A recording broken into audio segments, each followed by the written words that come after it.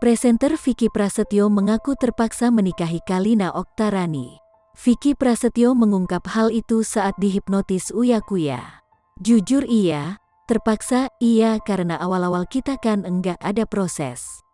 Enggak ada niatan juga. Gue tuh salahnya sudahlah apa yang gue kerjain besok, lihat saja nanti, ucap Vicky dalam kanal YouTube Uya Kuya, Kamis tanggal 10 Juni tahun 2021. Sebenarnya lebih kepada sudah besok tergantung besok. Nikah nikah saja. Mau gimana-gimananya lihat entar.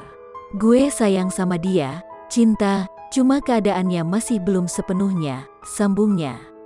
Kendati demikian, Vicky Prasetyo tidak menampik dirinya kini mencinta Kalina Oktarani. Seiring berjalannya waktu serta intensitas keduanya menghabiskan waktu bersama, ia mengaku telah jatuh hati pada Kalina Oktarani.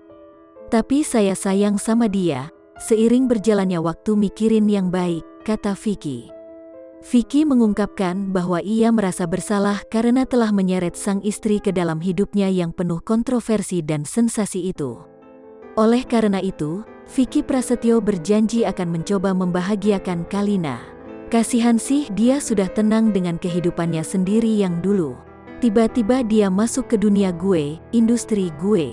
Setelah gue nyeret dia, bawa dia, gue belum kasih dia kebahagiaan, ungkap Vicky Prasetyo.